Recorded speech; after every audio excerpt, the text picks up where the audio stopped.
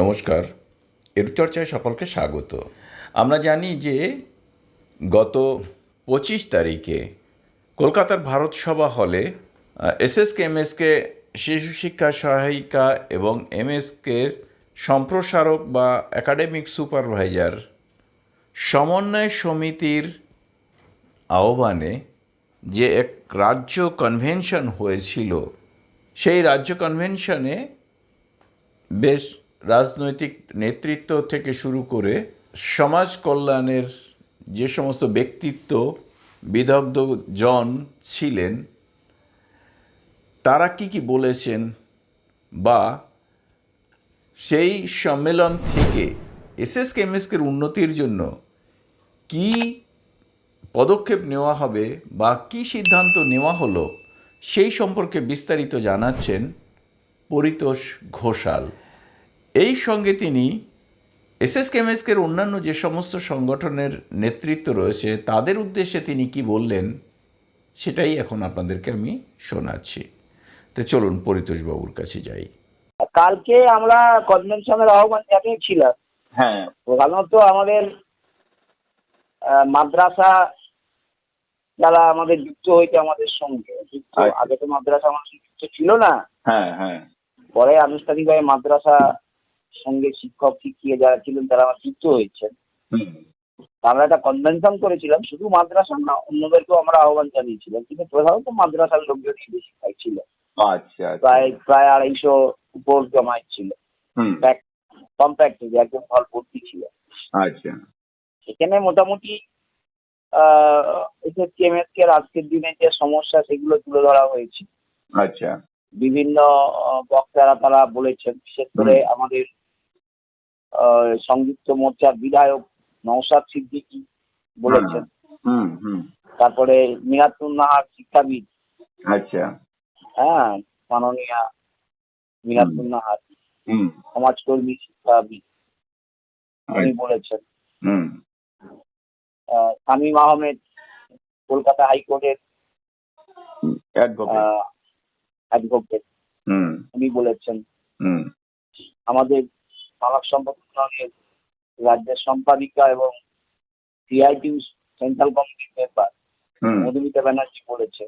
আচ্ছা, হ্যাঁ, আমি এবং ওই আব্দুর রহমান আর সিরাজুল ইসলাম আর একজন মহিলা ছিলেন, সভা পরিচালনা করেছি।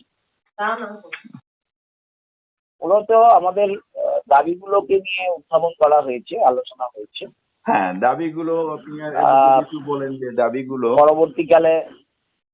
পরবর্তীকালে এই দাবির ভিত্তিতে আন্দোলন কর্মসূচি নেওয়া হয়েছে। প্রাথমিকভাবে নেওয়া হয়েছে 11 তারিখে একটা কর্মসূচি। ওইখান থেকে আমরা জমায়েত হব। ওখান থেকে আমরা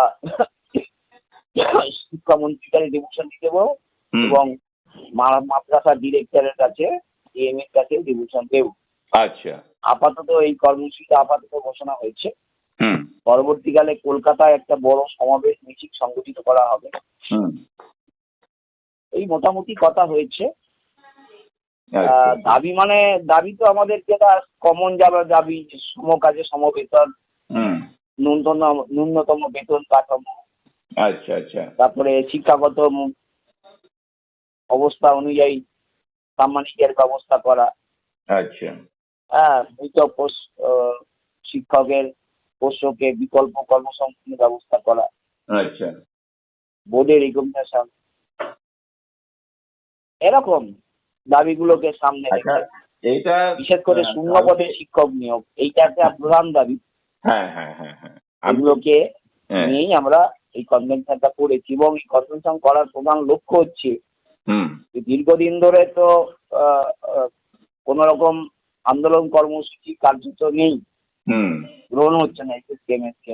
আমরাই এই আন্দোলনের কর্মসূচি এবং শুধু তাই না, যেমন আইনের ক্ষেত্রেও আমরা সিপিএফ এর মামলার প্রশ্ন তুলেছি।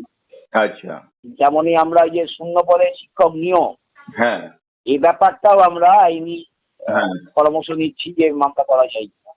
আচ্ছা আচ্ছা আচ্ছা, হ্যাঁ, রাইট টু এডুকেশন অ্যাক্ট অনুযায়ী প্রত্যেককে শিক্ষার অঙ্গনে আসতে হবে। হ্যাঁ, কিন্তু শিক্ষার অঙ্গনে আসবে কোথায় যদি শিক্ষক না থাকে? শিক্ষকই যদি তাহলে শিক্ষা অঙ্গনে থাকবে কি করে? হুম সেই জন্য এটাও আমরা আইনি পরামর্শ নিচ্ছি, তাহলে আইনে যাব, আইনের রাস্তায় যাব, কিন্তু আইনের রাস্তাটা বড় না, বড় হচ্ছে রাস্তার আন্দোলন। আচ্ছা রাস্তার আন্দোলনের বিকল্প আইনি লড়াই নেই, বরঞ্চ আইনি লড়াইয়ের গার্ড থাকবে আর রাস্তার আন্দোলনকে শক্তিশালী। আচ্ছা আচ্ছা আচ্ছা আবেদন নিবেদন তো আছেই, আবেদন নিবেদন করতেই হচ্ছে, আবারও করবো, আমরা যাবো, কিন্তু ওটা দিয়ে হবে না। এই রাস্তায় আমাদের আন্দোলন প্রাথমিকভাবে শান্তিপূর্ণ আন্দোলনের কর্মসূচি আমরা গ্রহণ করছি, পরবর্তীকালে আবার দেখবো কি ধরনের কর্মসূচি করা যায়। আচ্ছা, আমি যেটা জানতে চাইছি সেটা হচ্ছে যে আপনারা এটা যে আন্দোলন কর্মসূচি, সেই আন্দোলন কর্মসূচি যৌথভাবে গ্রহণ করছেন। মাদ্রাসা মাদ্রাসা শিক্ষা দপ্তরের SSKMSK বা পৌর দপ্তরের অধীনে SSK যা রয়েছে সেই সমস্ত মানে SSKMSK কনসার্ন, SSKMSK কনসার্ন, সে মাদ্রাসা হতে পারে, পুরসভা হতে পারে। আচ্ছা আচ্ছা। আর এখন আপাতত শিক্ষা দপ্তর হতে পারে। আমরা SSKMSK এর প্রায় সমগোত্রী এবং ডিমান্ড গুলো প্রায় এক। যে দপ্তরেই থাক না কেন SSKMSK কনসার্ন আপনারা আন্দোলন সংগঠিত করতে চাই। একদম একদম ঠিক ঠিক। তাহলে আন্দোলনের ক্ষেত্রে আরো দুটো দিকে কথা বলতে পারি। হ্যাঁ বলুন বলুন। একটা হচ্ছে যে বিভিন্ন ধরনের আমাদের SSKMSK এর অনেক রকমের সংগঠন তৈরি হয়ে আছে। আচ্ছা। এক একজন এক একটা গ্রুপ একটা সংগঠন। আমি এই ডিপার্টমেন্ট বা মিশন থেকে যাচ্ছি, বলছি আপনাদের কটা সংগঠন আগে ঠিক করুন দিইনি। আমি তাদের প্রত্যেকের কাছে, আপনার চ্যানেলের মধ্যে প্রত্যেকের কাছে আবেদন করব, প্রত্যেকের কাছে যে আন্দোলন, রাস্তার আন্দোলনের কর্মসূচি সবাই ঝাঁপিয়ে পড়ুন, আসুন। এখানে কোনো দল মত গ্রুপ ব্যক্তি নির্ভর করবে না। আমি নিখিল বঙ্গীয় শিক্ষা সহায়িকা মাধ্যমিক শিক্ষা সম্প্রসারক সমন্বয় সমিতি, মাদ্রাসা পুরসভা একাডেমি সুপারভাইজার, এটা এই SSKMSK এর প্রতিষ্ঠার শুরু থেকে এই সংগঠন আছে। এই সংগঠন ভেঙে কেউ কেউ আলাদা আলাদা সংগঠন তৈরি করেছে। এই সংগঠনটা পুরনো সংগঠন। পুরনো সংগঠন যদিও নেতৃত্ব বলতে পুরনো সংগঠনে আমি প্রথম দিকে নেতৃত্ব নই, আমি মধ্যবর্তী সময়কালে। আমি তো আর বলতে অসুবিধা নেই। তাহলে এই সংগঠনের আহ্বানে কর্মসূচি গ্রহণ করা হচ্ছে। এই কর্মসূচিতে সবাই অংশগ্রহণ করবে, তাহলে প্রশাসনের কাছে একটা বার্তা পৌঁছবে, সবাই আছে। এই অনেকগুলো ভাগ হয়ে থাকার কারণে কি ডিম্যান্ড গুলো গুরুত্বপূর্ণ, কিন্তু এটা পূরণ হচ্ছে না। কারণ জানে এরা একবার ডিভিশন দেবে তো আর একবার ডিভিশন দেবে, দুটো কথা বলবে তো আর একজন কথা বলবে। তাই চায় যে যাতে সংগঠনগুলো আলাদা আলাদা ভাগ হয়ে থাকে, যাতে দাবিটা জোরদার না। সেই জন্য এই আন্দোলন যখনই কর্মসূচি গ্রহণ করা হবে, আপনারা সবাই যুক্ত হন। অবশ্যই অবশ্যই। পরামর্শ দিন, সাহায্য করুন, পরামর্শ সাহায্য এগুলো খুব প্রয়োজন, খুব প্রয়োজন। সংগঠন বিভিন্ন হলে তাদের মতাদর্শ বা মত ভিন্ন হতে পারে, ফলে আন্দোলনের ক্ষেত্রে অনেকটা ঘাটতিও হয়ে যেতে পারে।